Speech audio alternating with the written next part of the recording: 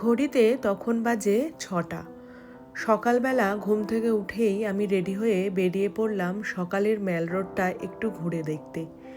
ম্যাল road দিয়ে খানিকটা যেতে যেতে দেখলাম সামনে থেকে দুটো রাস্তা চলে গেছে, একটা ডান দিকে আর একটা বাঁ দিকে।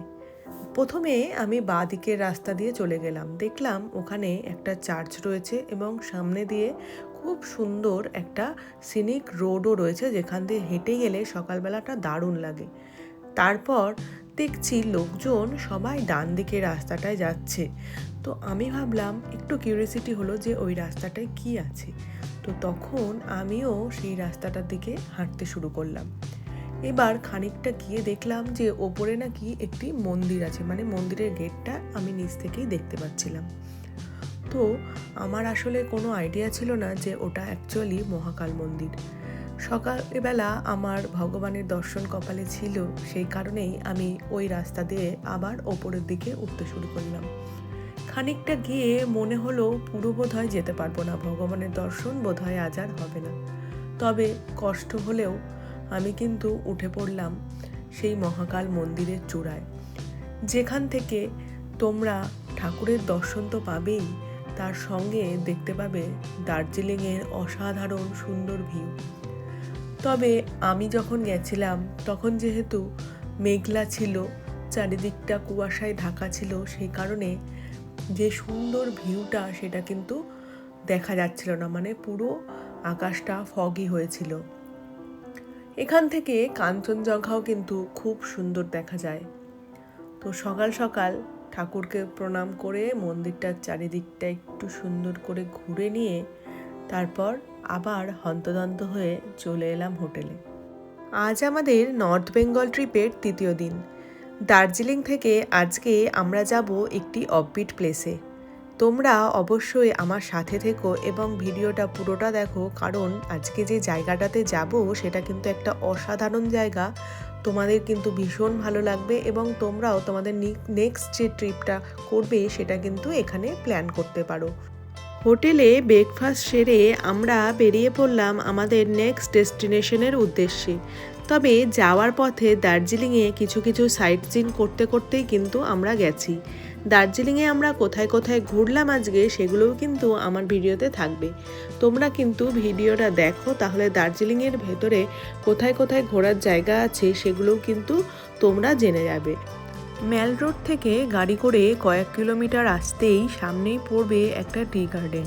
আমাদের ড্রাইভার দাদা প্রথমেই আমাদের সেখানে নিয়ে গেল।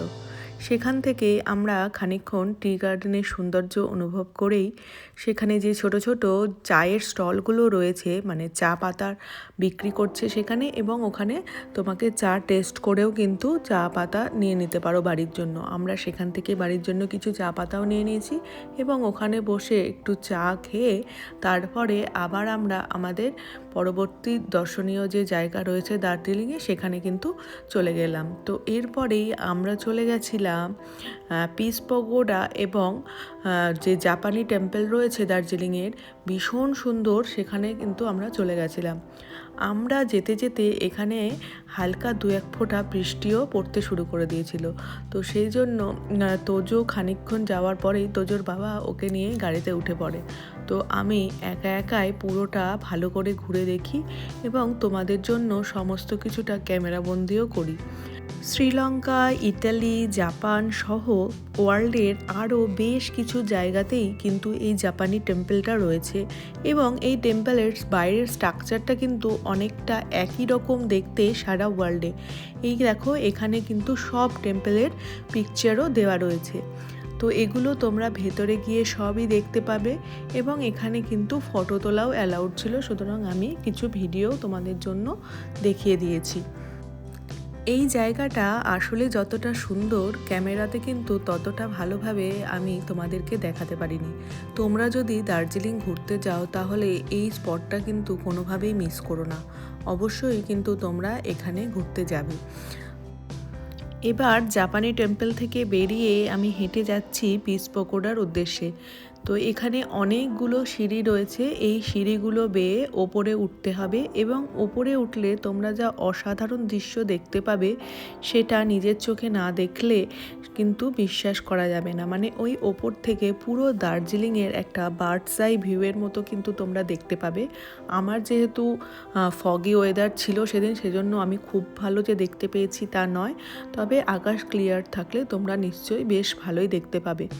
এবং এখানে বুদ্ধের বিভিন্ন রকম মানে ধর্মপ্রচার, তারপরে শয়ন, এরকম বিভিন্ন রকমের কিন্তু মূর্তি এখানে আছে। এবং এখানে যেই আর্ট ওয়ার্কগুলো রয়েছে দেখো, এগুলো সব কাঠের ওপরে কিন্তু এই স্ট্রাকচারগুলোকে বানানো। তো ভীষণ সুন্দর, খুব ভালো মানে এই জায়গাটা লেগেছে আমার, তো তোমাদেরও ভালো লাগবে। দার্জিলিংয়ে কিন্তু আরও অনেক দেখার জায়গা রয়েছে, তবে যেহেতু সেদিন ওয়েদারটা একদম খারাপ ছিল আর আমাদের সাথে বাচ্চা ছিল, সেই জন্য আমরা সব কিছু এক্সপ্লোর করতে পারিনি। তবে যতটা পেরেছি আমি কিন্তু গেছি এবং তোমাদেরকেও সেটা দেখানোর চেষ্টা করেছি। এবার আমরা নেক্সট চলে যাব বাতাসিয়াতে। বাতাসিয়াতে তোমরা জানো যে টয় ট্রেনের জন্য বাতাসিয়া হচ্ছে বিখ্যাত। এখানে আমরা টিকিট কেটে ভেতরে ঢুকে যাব। টিকিটের মূল্য হচ্ছে 50 টাকা করে এক একজনের। তো বাতাসিয়ার ভেতরটাও কিন্তু খুব সুন্দর সাজানো গোছানো। তো প্রথমবার আমি টয় ট্রেন দেখলাম, মানে আমাদের বাড়ির কাছে এত সুন্দর একটা জায়গা যে দার্জিলিং রয়েছে সেটা মানে সত্যিই জানা ছিল না। ফার্স্ট টাইম আমরা দার্জিলিংয়ে গেছি, তো আমার তো মনে হয় যে এই জায়গাটা ভীষণই আন্ডাররেটেড। তবে এটাই ভারতের একমাত্র রেলপথ যেটা 1999 সালে ইউনেস্কোর ওয়ার্ল্ড হেরিটেজ সাইটে স্থান পেয়েছে। জিগজ্যাগ ওয়েতে এবং লুপের মাধ্যমে খুবই আস্তে আস্তে নিরাপদভাবে এই ট্রেনটি কিন্তু পাহাড়ের গা বেয়ে চলে যায়। এই ট্রেনের সৌন্দর্য অসাধারণ। তোমরা কি জানো 1881 খ্রিস্টাব্দে মানে যখন ইংরেজরা এই দেশে ছিল তখনই কিন্তু এই টয় ট্রেনটি তারা তৈরি করেছিল। এবং এই টয় ট্রেনটি কিন্তু স্টিম ইঞ্জিনের মাধ্যমে চালানো হয়, যেটাই কিন্তু এখন পর্যটকদের মেন মানে আকর্ষণের একটা বিষয়। তো তোমরা দার্জিলিং গেলে এই টয় ট্রেনে ওঠাটা কিন্তু একদমই মিস করো না। আমরা যদিও এবার টয় ট্রেনে উঠতে পারিনি, তবে আমাদের প্ল্যান আছে নেক্সট যখন আমরা দার্জিলিং যাব নিশ্চয়ই টয় ট্রেনে করে আমরা ঘুরতে যাব। তো এটা একটা কিন্তু আলাদাই অভিজ্ঞতা।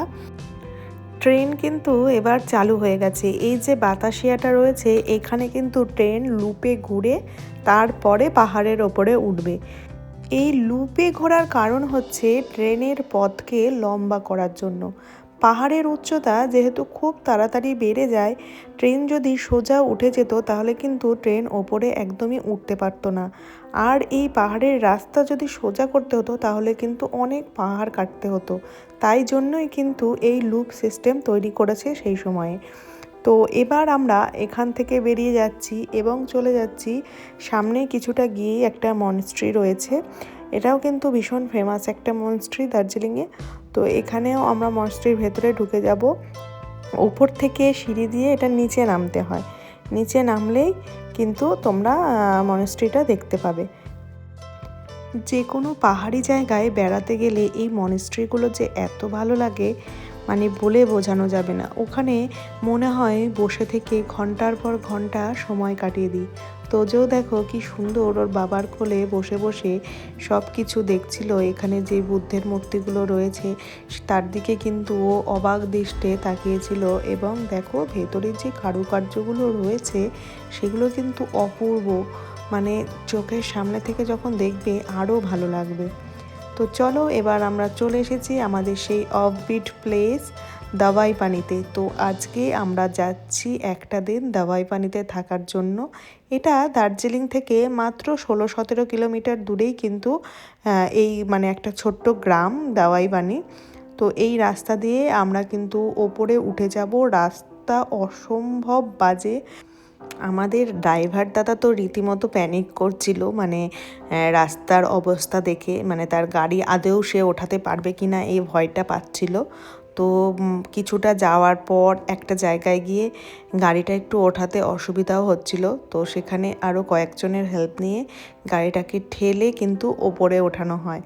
তো যাই হোক, রাস্তাটা একটু খারাপ ঠিক আছে, কিন্তু জায়গাটা অপূর্ব। কেউ যদি নিলিবিলিতে মানে 1-2 দিন থাকতে চায় এখানে, তাহলে কিন্তু অবশ্যই দাবাইপাড়িতে যেতে পারো। দার্জিলিংয়ের এই অফবিট প্লেসটা, আরও অনেক অফবিট প্লেস দার্জিলিংয়ে রয়েছে যেখানে এখন ট্যুরিস্টরা যাচ্ছে এক্সপ্লোর করতে। তবে আমার এই জায়গাটা ভীষণই ভালো লেগেছে। তো অফবিট প্লেসের মধ্যে যদি কেউ সাজেস্ট করতে বলো, আমি কিন্তু এটা সাজেস্ট করব। এছাড়া তোমাদের যদি কিছু জানার থাকে এই জায়গাটা সম্পর্কে আমাকে কমেন্ট করতে পারো, আমি প্রত্যেকটা কমেন্টেরই তোমাদের রিপ্লাই দিয়ে দেব। আর ভিডিওটা ভালো লাগলে কিন্তু লাইক, কমেন্ট, শেয়ার করতে একদম ভুলো না। যারা চ্যানেলে আমার ভিডিওটা নতুন দেখছো, মানে প্রথমবারের মতো আমার চ্যানেলে এসেছো, চ্যানেলটাকে কিন্তু তারা অবশ্যই সাবস্ক্রাইব করে দেবে। এই ভিডিওটাতে দেখো আমি অনেকটা তোমাদের রাস্তা দেখেছি। রাস্তা দেখানোর একটাই কারণ, রাস্তার মানে যে কন্ডিশনটা রয়েছে রোডের, সেটার জন্য আমি তোমাদের মেনলি দেখাচ্ছি যে কীরকম রাস্তার ভেতর দিয়ে আমাদেরকে যেতে হবে। তো এখানে কিন্তু অনেক মানে বেশ কিছু তোমার হোমস্টে রয়েছে। তো আমাদের হোমস্টেটা ভীষণই সুন্দর ছিল, সেটা তো তোমাদের দেখাবো। তবে সিঁড়ি বেয়ে কিন্তু অনেকটা ওপরে উঠতে হয়েছিল। এই যে আমরা চলে এসেছি হোমস্টের, এটা আমাদের সিঁড়ি দিয়ে ওপরে উঠতে হচ্ছে। এগুলো কিন্তু অনেকটা সিঁড়ি, যদি সাথে এজেড পার্সন থাকে তাহলে কিন্তু ওঠাটা সত্যিই ডিফিকাল্ট হবে। মানে আমাদেরই উঠতে গিয়ে পুরো অবস্থা খারাপ হয়ে গেছিলো। অনেকটা উঁচুতে উঠে বেশ ওপরে কিন্তু আমাদের হোমস্টেটা। তবে ওপরে হওয়ার কারণেই কিন্তু আমরা অত সুন্দর একটা ভিউ পেয়েছিলাম হোমস্টে থেকে। তো চলো তোমাদেরকে হোমস্টের ভেতরে নিয়ে যায়। রুম ট্যুর তো তোমাদেরকে করাবোই, তার সাথে কিভাবে কি খরচ হলো, কিভাবে বুক করলাম, সমস্ত ডিটেলস কিন্তু তোমাদেরকে আমি বলে দেব। তো এবার দেখো, সিঁড়ি দিয়ে উঠতে গিয়ে তোজোর বাবা তো আর পারছে না। তো তোজো খানিকটা উঠে ও বলছে আমি টায়ার্ড হয়ে গেছি, আমি আর উঠতে পারছি না। তো যাই হোক, এরকমভাবেই আমরা আস্তে আস্তে উঠে পড়লাম। তো এখানে টোটাল 3টে রুম রয়েছে এই হোমস্টেটাতে, ওপরে আর নিচে রয়েছে একটা রুম, মানে টোটাল 4খানা রুম। এইটা হচ্ছে হোমস্টের ভেতরটা। এক একটা রুমে কিন্তু 2টো করে বেড রয়েছে। এবং এই দেখো বাইরেটা কি সুন্দর একটা ভিউ। মানে তোমাদের আগেই বললাম মেঘলার জন্য পুরো ভিউটা ক্লিয়ার হচ্ছে না, না হলে কিন্তু দারুণ দেখা যায় এখান থেকে। তো এই যে 2টো বেড রয়েছে, এই 2টো বেডে কিন্তু আরামসে মানে 2জন অ্যাডাল্ট এবং 1জন বাচ্চা শোয়া যাবে। রুমগুলো খুব সুন্দরভাবে ক্লিন করা ছিল এবং রুমের যে জিনিসপত্র রয়েছে সব কিছুই কিন্তু বেশ ভালো ছিল এবং বাথরুমটাও যথেষ্ট পরিষ্কার পরিচ্ছন্ন। এই রকম একটা অফবিট প্লেসে এত সুন্দর জায়গা কিন্তু এক্সপেক্ট করা যায় না। তবে আমাদের হোমস্টেটা ভীষণই ভালো ছিল। আর তার সাথে তো এই জানলাটা রয়েছে, যেটা পর্দা সরালেই বাইরের পুরো ভিউটা কিন্তু ঘর থেকে বসে বসেই তোমরা এনজয় করতে পারবে। তো আর তাছাড়া এই একটা ব্যালকানিও রয়েছে এখানে, ব্যালকানিতে গিয়েও কিন্তু তোমরা বসে থাকতে পারো, তোমাদের এনজয় করতে পারো ওখানে যদি ফ্রেন্ডসদের নিয়ে যাও বা ফ্যামিলি নিয়ে যাও। এই যে ব্যালকানিটাও ভীষণভাবে সুন্দর করে সাজানো গোছানো রয়েছে। দেখো মেঘে কিন্তু পুরো ঢেকে রয়েছে, এই জন্য কিন্তু আমরা কিছুই দেখতে পাচ্ছি না। তবে এই হোমস্টে থেকে সিকিমের কিছু অংশও কিন্তু দেখা যায়। পুরো যখন ক্লিয়ার থাকবে তখন কিন্তু দেখা যাবে। এরপরে কিছুটা ক্লিয়ার হয়েছিল, আমি তখনও তোমাদের কিছুটা দেখিয়েছি। তো এবার আমরা ফ্রেশ হয়ে লাঞ্চে চলে আসলাম। অসাধারণ ভালো ভালো মানে রান্না করেছিল এরা, মানে রান্নার টেস্ট ভীষণ ভালো। এবার দেখো হালকা কিন্তু একটু ক্লিয়ার হয়েছে। আর এটা হচ্ছে নাইট ভিউ, জাস্ট দেখো কি অপূর্ব লাগছে। এই যে জায়গাটায় বেশি আলো জ্বলজ্বল করছে ওখানটা কিন্তু দার্জিলিং। তো অসাধারণ একটা মানে ফিলিংস হচ্ছিল এই টাইমে, আমরা ভীষণ এনজয় করলাম এই হোমস্টেটায়। এবার হচ্ছে যাওয়ার পালা। তো সকালবেলায় লুচি আলুর তরকারি ব্রেকফাস্ট করে আমরা এবার রওনা হয়ে যাচ্ছি। তো মানে বেসিক্যালি এখানে তো দেখার কিছু নেই, মানে লেজার টাইম কাটানোর জন্য একদিন জাস্ট ফ্রেন্ডদের সাথে ভীষণ ভালো লাগবে।